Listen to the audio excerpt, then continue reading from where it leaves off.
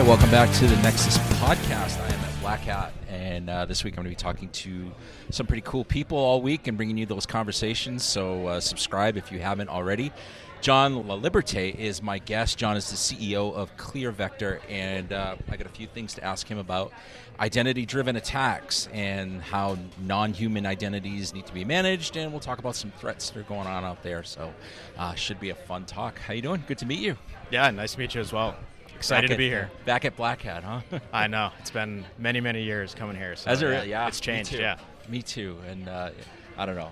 I'm to the point where seeing faces and people that I don't see very often are kind of the best part. Same page. It's just catching up with old friends and seeing what people are working on, and yeah.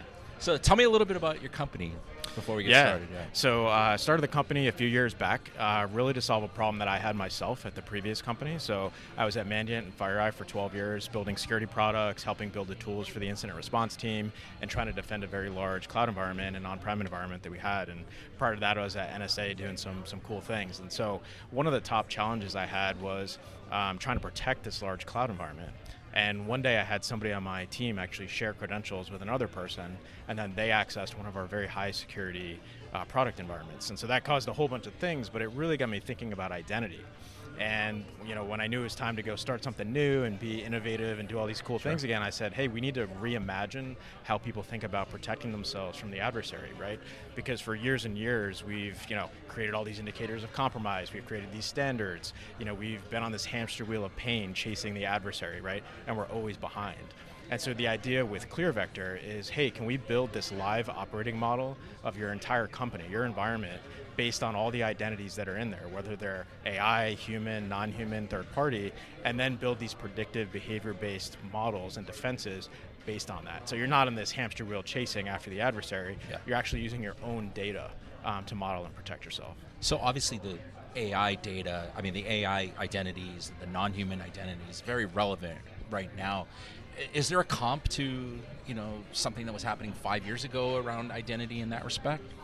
I don't think so. I think, the AI cycle that we're seeing now really with agents, right? We first saw our own customers deploying agents in Q3, Q4 of last year, so 2025.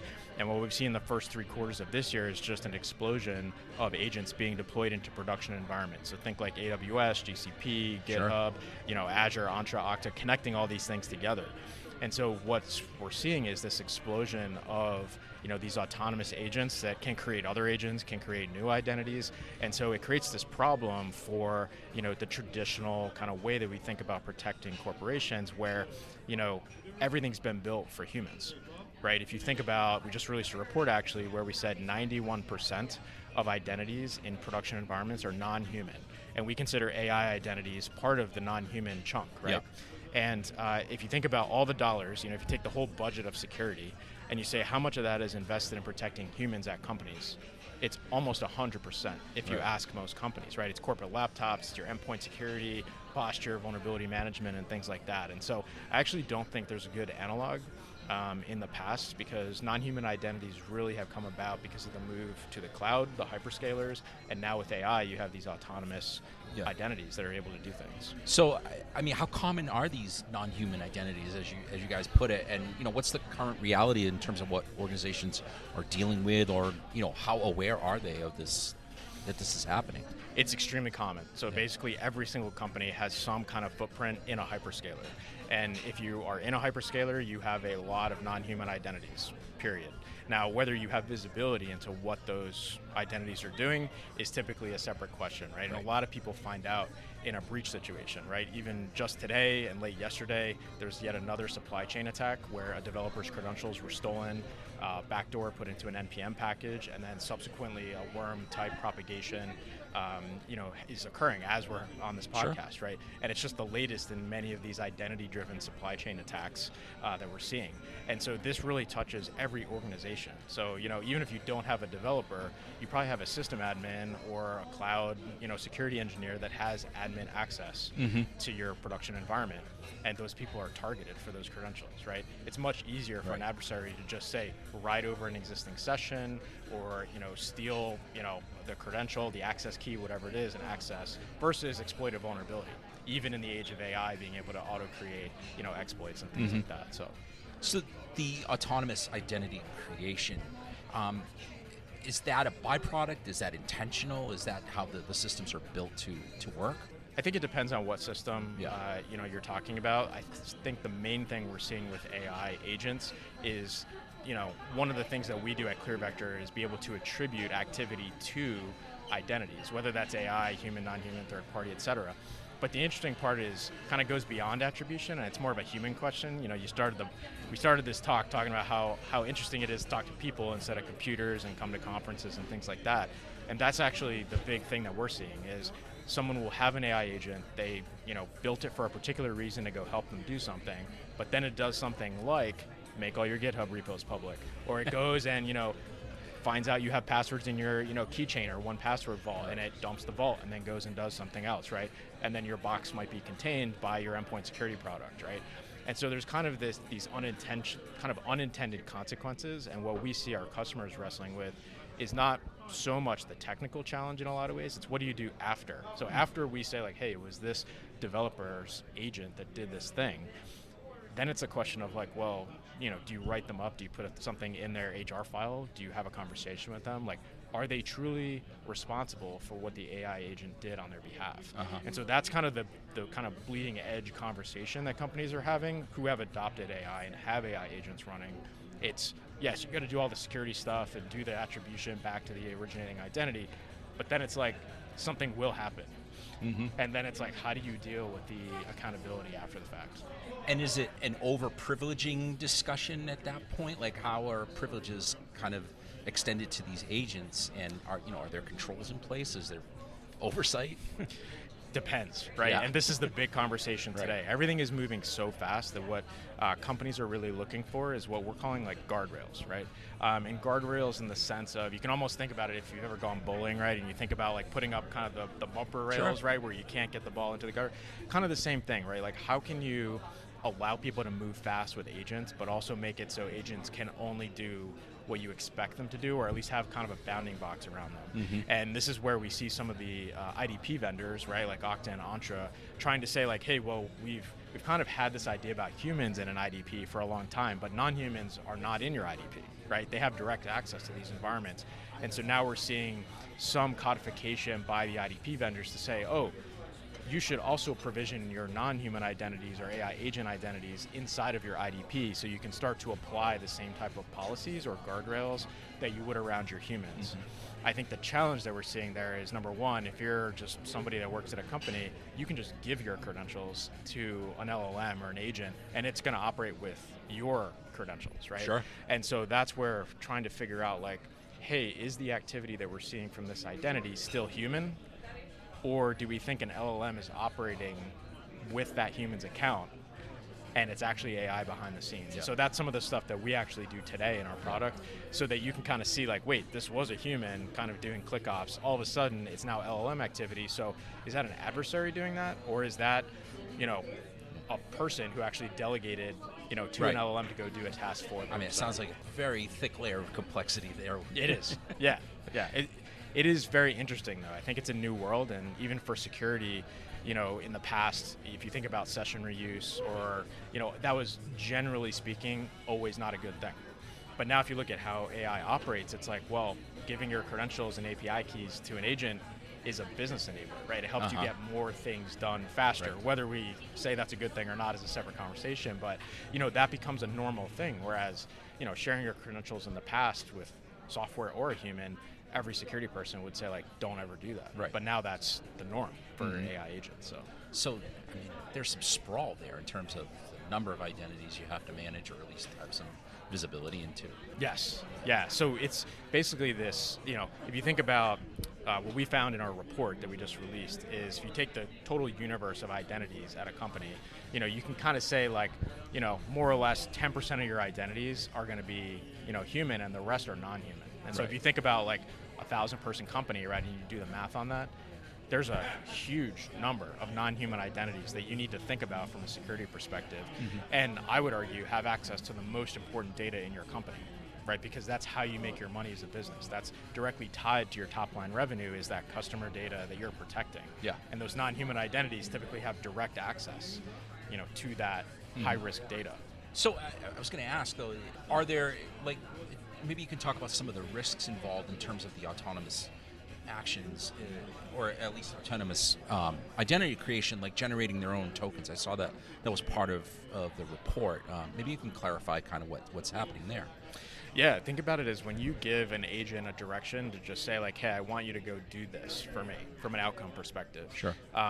This is where that guardrails concept comes in, right? Because a lot of times people will just say, hey, go do this for me, but they don't specify like, well, here's kind of how I want you to go do that. And a normal, even if it was like an intern or somebody you hired, they would kind of, before they do certain things, they check in with you and they'd be like, hey, I'm about to go do this thing. Is that okay? Is that aligned with policy, right? Yeah. And so that's the part where I don't think yet as an industry or even as the world or even as the AI vendors, we've really figured out how do we actually tell an agent like, please go try to do this thing, but only do it kind of according to this or according to the company's policies, or hey, check in with me before you go do that thing. And I think we're just at the early stages of that. So tying that back to your question about like autonomous identity creation, I think most security people would say, well, that should never happen. But the challenge is now, especially if you think of an attacker, like they actually want to create new identities, right, as part of that, because it makes it difficult to track the subsequent activity by each identity. And so I think we're still at the very early innings of what that means. Yeah. But I think if you look at some of the very, very kind of bleeding edge, cutting edge research that people are doing with swarms of agents, those agents are going to create their own sub-agents that do all kinds of things. And so just like with drones, how it started off, we have one drone and now we have, swarms of drones. Sure. Same thing with AI, right? It's going to be to the point where you can't kind of point to each thing and create a policy for it. It's going to have to be software that goes in and kind of really sets those policies and guardrails. Does this sprawl negate any kind of controls that maybe work today but just won't work tomorrow? Like, a comp like to 2FA or something like that? Yeah, I think a lot of the kind of auth-N and auth-Z kind of controls are going to have to be completely rethought because, at the top of the podcast, we talked a little bit about how all the security investment has been for the corporate side. Right. And if you think about a corporate side, right, it's like you started a company, you get issued a laptop, you keep the laptop for 2 years, right? You get your ID, password, MFA tokens, and you keep that for, again, 2 years or more, right, for however long you're at a company. So if you think about the velocity or the rate of change of how often do those things change for a human, not very often, right? But when you think about the ephemerality of hyperscaler environments and things like that, it's on the orders of seconds to minutes, right? And then you've got the development team, engineering team shipping stuff. And so the rate of change is just immense. And so the challenges that creates is, everyone's racing to kind of make everything work. And security is, not the first thing that people are thinking about. So I think there's a lot of challenges because all of our controls are designed for that kind of slow moving environment of like, hey, people have the same thing for years. And in this case, we're talking about like seconds, things that are ephemeral. Yeah. You may have something pop into existence for a few seconds and then never show up ever again. Can any of this be leveraged in attacks, for example? I mean, a validated identity, creating malicious prompts, stuff like that. Is that on track? Maybe I'll answer maybe a slightly different question, or maybe it's the same question in terms of attackers are absolutely going to use this, right? So if you think of what is the adversary trying to do, right? Part of it is obfuscate what they need to do with valid credentials. And so that's exactly what we're seeing, right? Is in terms of if you can take a valid identity, right, and you can ride over an existing session, that's much harder for defenders to find. Right, because typically, it'd be a vulnerability with an exploit, and it's very kind of loud on the network. But when you're operating with valid credentials, much harder to find that particular individual. So, shadow AI, is that what we're talking about? Like, at the end of the day? Partially, yeah. I think shadow AI is a top concern, right? Yeah. Because it's like one of the things as an example that we find is, you might have a bunch of Kubernetes clusters, in your production environment, and right now what we do is say like, hey, are any of your containers or Kubernetes clusters talking to Anthropic? Are they talking to Claude? Are they? And a lot of times people don't know. Is it talking outbound to these, Bedrock, Vertex, whatever it is? And just understanding like, are we using AI, whether it's truly shadow AI, authorized or unauthorized? That's a top question that everybody has. And then there's a much bigger question on the corporate side and the analog kind of whole of like, hey, are people taking corporate data and putting it into non-commercially licensed AI products? And I was actually on the Hill a few weeks ago talking about what legislation might be passed with different models.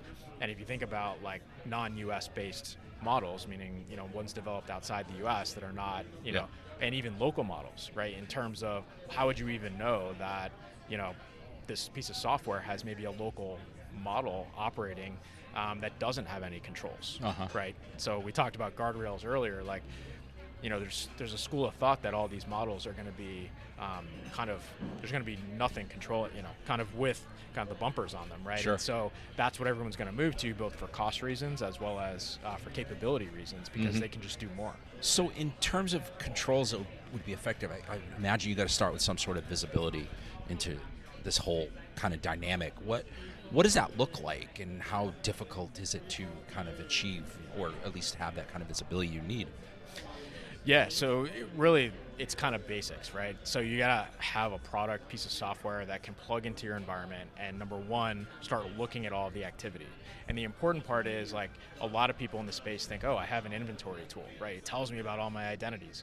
Now, the challenge with that approach is, number one, we talked about the ephemerality of all these identities kind of popping into and out of existence. So you need something that looks at something as everything happens. So it needs to be kind of streaming, runtime based. You also need something that's aware of trust relationships, meaning, like, if you think about federation, whether that's from like an IAM identity center, an Okta, an Entra, whatever your IDP is, in the production environment, you typically just say like, hey, we trust anyone coming from this particular IDP. And so you need a piece of software or something that can understand, like, hey, there's a trust relationship and a new identity just popped into existence here, right? Okay.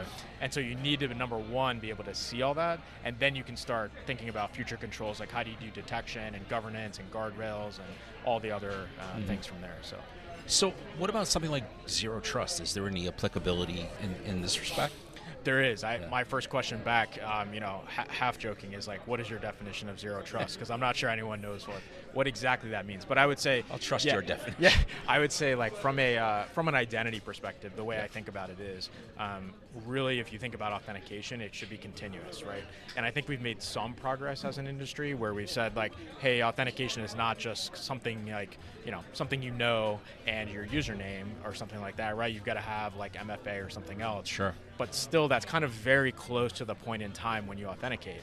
And so now you fast forward, right, and we've got like conditional access in some cases and things like that, but it's still very much point in time.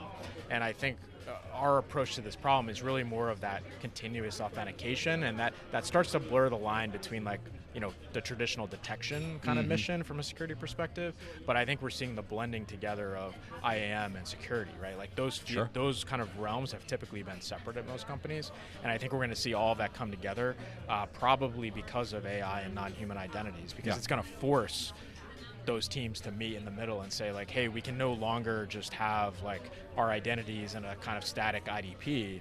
We're going to need to look at this from like a runtime visibility perspective and dynamic, trust relationships in order to reason about risk from an identity perspective. Are there competing incentives when you get to that point? The identity people want this, the security people want that, the business people want something else?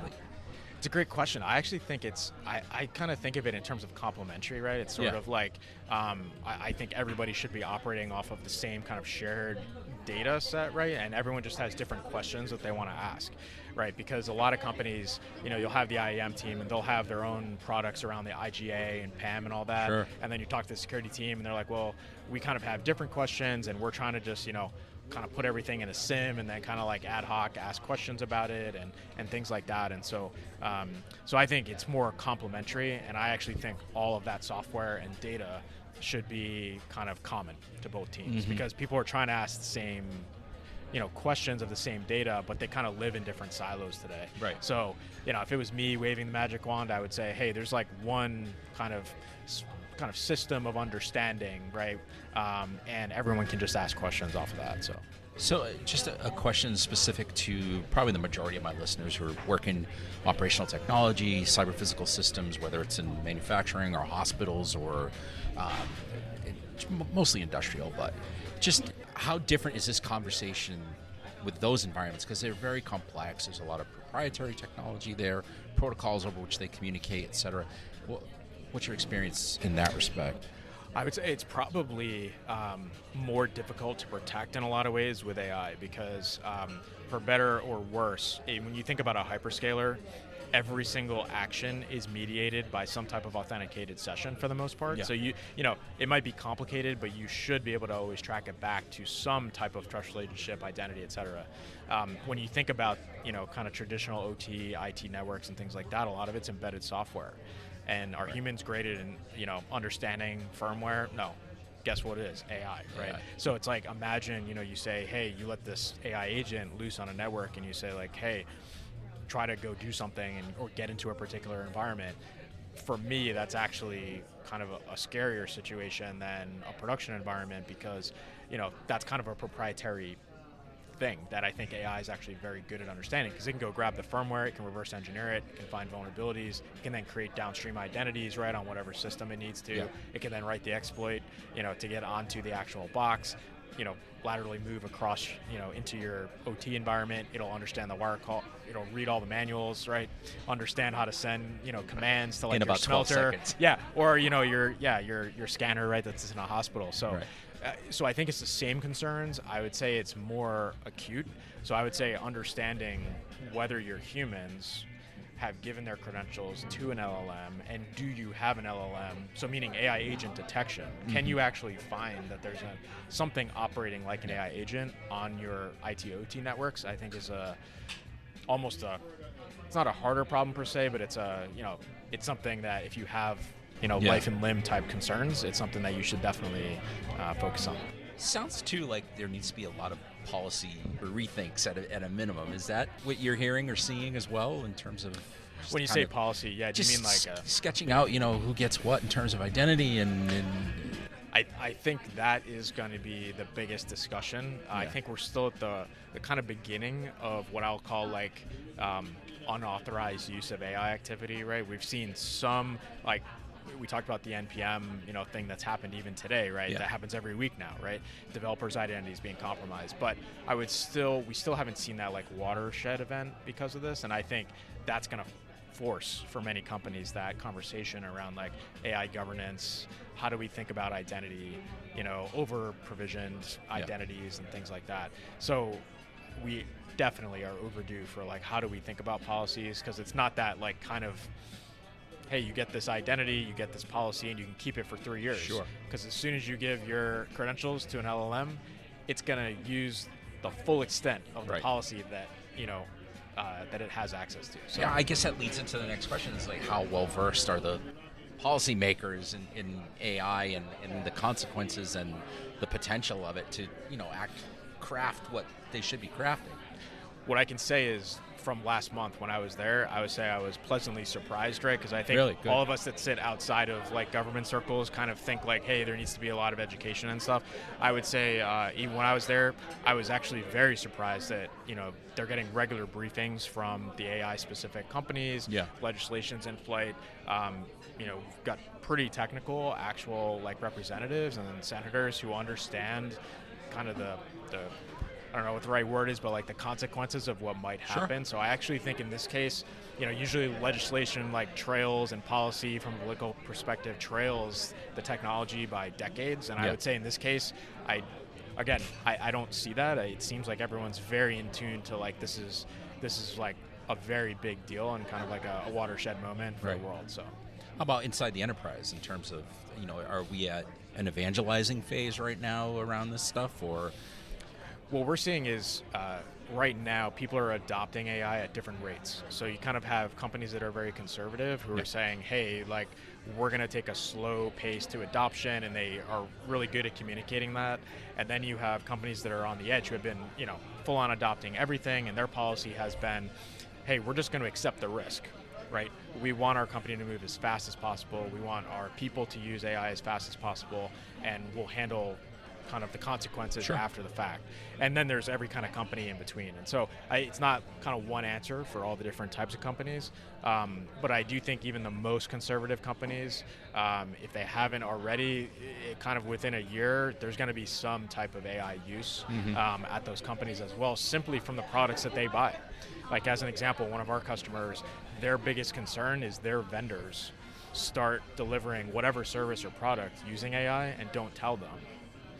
And then that means, the representations they make to their customers about how, the data is being used and stuff is. And so that's the kind of thing where, even the most conservative companies, they're going to have to deal with it, even with their vendors. Right.